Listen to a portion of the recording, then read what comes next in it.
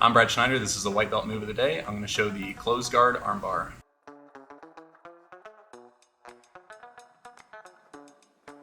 So anytime I'm going to be teaching from the closed guard, one of the big points I try to touch on is getting inside control. If I'm trying to reach over top of him here, he's going to be able to frame his arms effectively and prevent me from doing much, right? So even if he's super tight here, if he's crowding me, a lot of what I can do in the closed guard is going to come down to my hips. So if I bring my hips up off the mat and I brace my hands inside, when I drop through, I can get my hands back in, right? For this one, I only need one arm inside, and I tend to favor attacking their right arm. So I'm going to get my right arm across, and I'm going to cup over top of his elbow. And I'm going to frame with a C grip on his wrist. Now, I want to get his arm across the center line, but if I just use my arms like 2-on-1, it might be enough, but if I'm going against someone strong like Spatch, I might not be able to get his arm off the middle line. So what I'm going to do is I'm going to bring my hips up, and I'm going to turn my hips to the side, because this doesn't require a lot of movement, and my hips are stronger than his arm. So I'm going to get his arm across the middle here. I can collapse his shoulder with my opposite hand as I climb my guard up, right?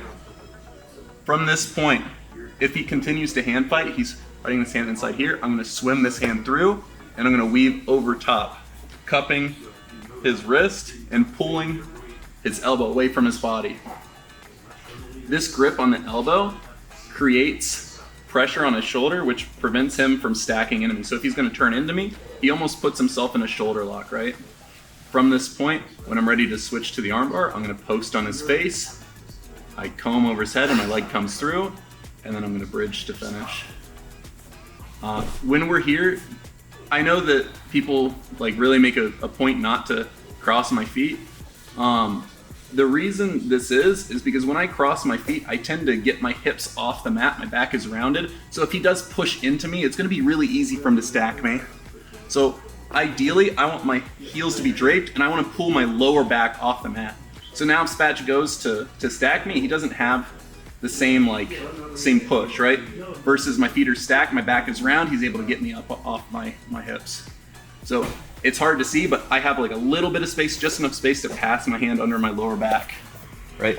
And then from here, him bridging into me, doesn't do as much to stack, I finish the armbar.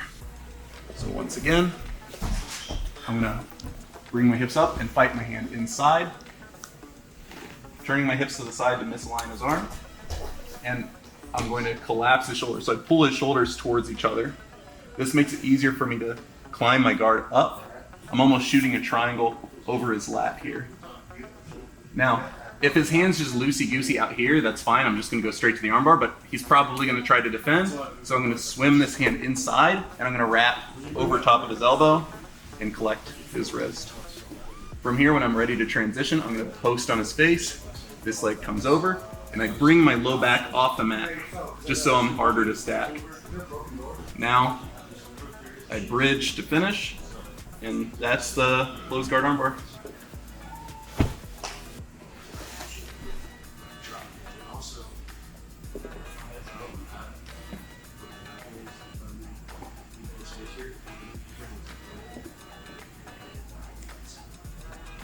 Yeah, here, you fucking.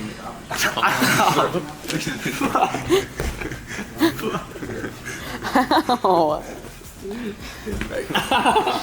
He broke my fucking jaw. Thank you for watching. If you have any questions, ask in the comments below.